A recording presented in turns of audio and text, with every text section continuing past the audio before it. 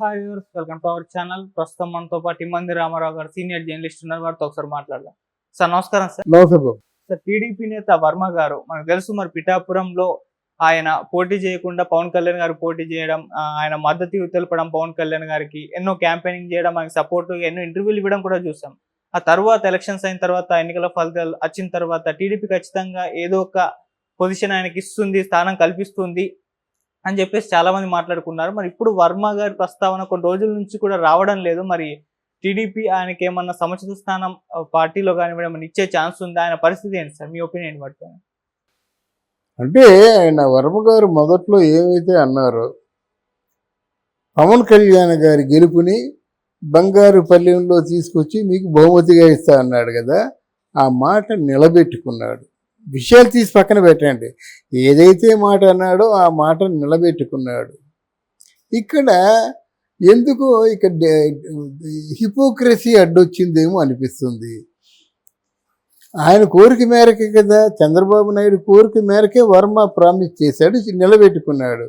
ఒక్కసారి వర్మ ప్రస్తావన వచ్చుంటే జనంలో బాగుండేదని నా ఉద్దేశం. ఒకటి, లేకపోయినా ఆయనకి ఏదైనా హిపోక్రసీ చేస్తున్నాం కదా, ఆయన గట్టిగా అనుకోవచ్చు, అది వేరు.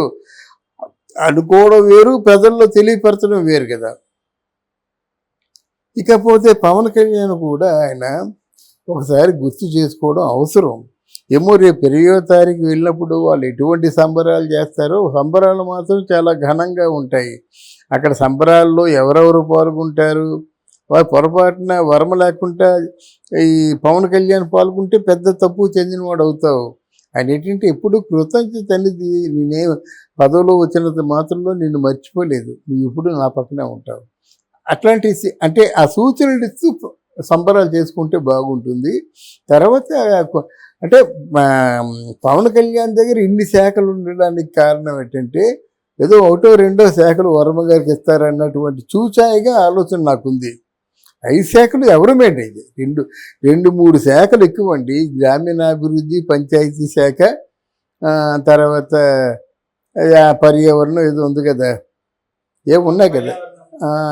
అయితే ఒకటో రెండో చాలు, మిగతా ఎవరికైనా ఇచ్చి చేసుకోవాల్సిందే. కానీ దానికోసం అట్టే పెట్టాడా అనేటువంటి ఒక ఊహ, అందమైన ఊహ కూడా నాకు కలుగుతుంది. ఎందుకంటే తర్వాత ఎవరు శాఖ తీసుకుంటే ఎవరు ఊరుకుంటారు? అందరూ శాఖలు పెట్టుకొని సహాయకులుగానో ఏదో ఇన్ఛార్జిగానో పెట్టుకుంటారు. వాళ్ళకి కావాల్సింది ఏమిటి? మనకి వారికి ఆ ప్రభుత్వ లాంఛనాలతో వాళ్ళు పరిపాలన చేసేందుకు దోహదం కలిగించడం. అంటే వాళ్ళకేమో వెహికల్స్ కానీ, ఎస్కార్ట్ కానీ ఏదో ఉంటుంది కదా. ప్రభుత్వ లాంఛనాలు అంటే అదే కదా. మన అసెంబ్లీలో వాళ్ళకు చిన్న రూము ఇదంతా ఉంటుంది అన్నమాట. అదే ఆశిస్తారు కదా. ప్రభుత్వంలో మంత్రులుగా పనిచేసే వాళ్ళు ఏంటంటే పోలీసు ఎస్కార్ట్లు ఉంటారు, గన్మెన్లు ఉంటారు, వాళ్ళకు ఒక కారు ఉంటుంది, కారును ఫాలో అయ్యే సంబంధిత ఆఫీసర్లు 2 3 ఉంటారు. అదొక పెద్ద వైభవం. జనరల్గా ఏంటంటే మామూలు జీవితానికి ఈ జీవితానికి చాలా తేడా ఉంటుంది కదా, అదే ఆశిస్తారన్నమాట. మరి ఆశించింది ఏమైనా పవన్ కళ్యాణ్ ఇచ్చే ఆలోచనలో ఉన్నాడు ఏమిటో తెలియదు, కానీ డెఫినెట్గా అది ఆలోచించాలి. అది చాలా తక్కువ. మూడోది ఏంటంటే, ఇంతవరకు పవన్ కళ్యాణ్కు ఉన్నటువంటి జనసేన ఎవరికీ లేదు.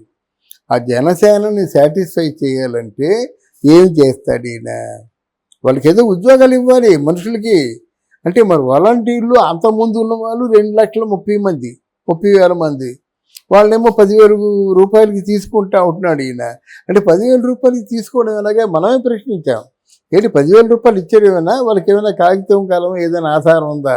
వాళ్ళకి ఏదైనా ప్రావిడెంట్ ఫండ్ ఇవన్నీ కట్ అవుతాయా? ఆ పెర్మనెంట్ ఉద్యోగులైనా అది చూసుకోవాలి.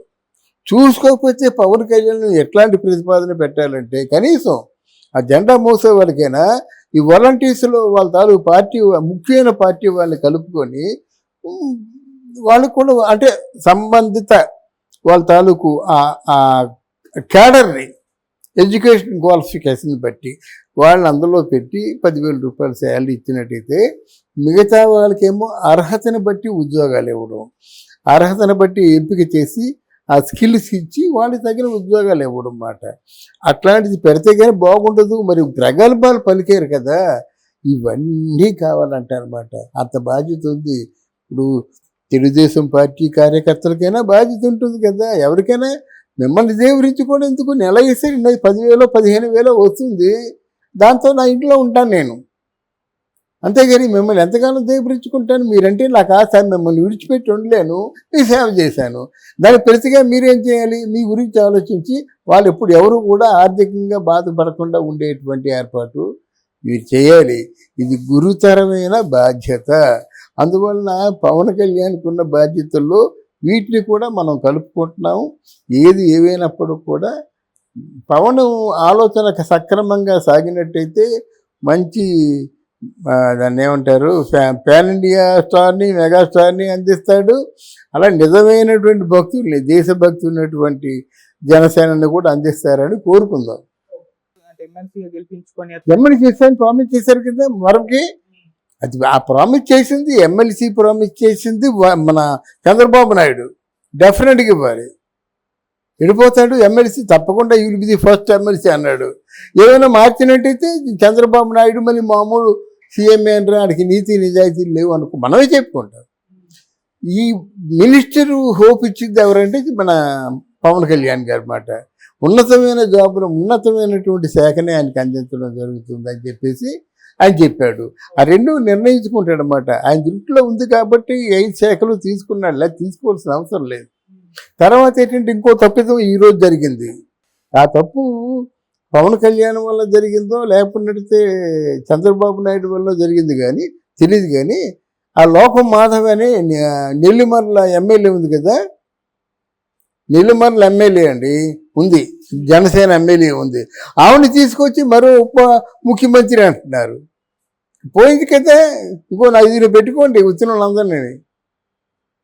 ఇప్పుడు మీరేమనుకున్నారు, తెలంగాణలో ఎలాగైతే మనకి రేవంత్ రెడ్డి, భట్టి ఇద్దరే ఉన్నారు, ఆంధ్రలో కూడా ఒక పవన్ కళ్యాణ్ తర్వాత ఏమో చంద్రబాబు నాయుడు ఇద్దరే ఉంటే ఆ ఉప ముఖ్యమంత్రి పదవికి గౌరవం, లేకపోతే తొలగించేయండి ఎందుకు, నీతో సమానంగా క్యాబినెట్ కంటేనని.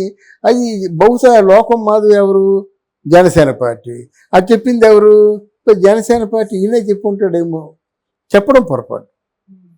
రెండు అక్కడ ఒక ముఖ్యమంత్రి తర్వాత ఎంతమంది అయినా ఒకటేనండి, 5 మంది ఉప ముఖ్యమంత్రులు పెట్టుకోమని చెప్పండి, ఎవరికి కావాలా, జనంలో పలతన అయిపోతాడు. ఏ స్టేజ్లో తీసుకెళ్ళాడంటే అంటే ఇక్కడ అసెంబ్లీలో ప్రతి ఛాంబర్ కూడా పవన్ కళ్యాణ్, చంద్రబాబు నాయుడు బొమ్మలు అంత ఈక్వల్ స్టేటస్ ఇచ్చినప్పుడు మళ్ళీ ఈయనకి ఈక్వల్ గోల్ వస్తారా, ఆలోచించుకోవాలి కదా.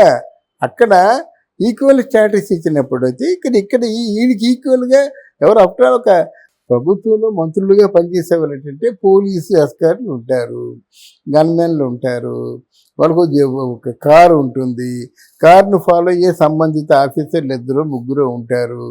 అదొక పెద్ద వైభవం.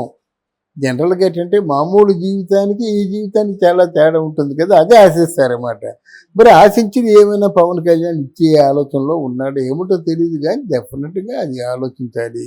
అది చాలా తక్కువ. మూడోది ఏంటంటే ఇంతవరకు పవన్ కళ్యాణ్కు ఉన్నటువంటి జనసేన ఎవరికీ లేదు.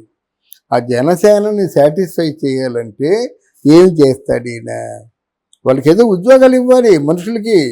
అంటే మరి వాలంటీర్లు అంతకుముందు ఉన్న వాళ్ళు 2,30,000 మంది, వాళ్ళేమో 10,000 రూపాయలకి తీసుకుంటా ఉంటున్నాడు ఈయన. అంటే 10,000 రూపాయలకి తీసుకోవడం ఎలాగా మనమే ప్రశ్నించాం. ఏంటి 10,000 రూపాయలు ఇచ్చారు, ఏమైనా వాళ్ళకి ఏమైనా కాగితం కాలం ఏదైనా ఆధారం ఉందా, వాళ్ళకి ఏదైనా ప్రావిడెంట్ ఫండ్ ఇవన్నీ కట్ అవుతాయా? ఎమ్మెల్యే వస్తుందంటే అది కొంచెం కాంట్రవర్సీ వస్తుంది, అది చెప్తుంది. Okay sir, thank you so much sir. Thank you.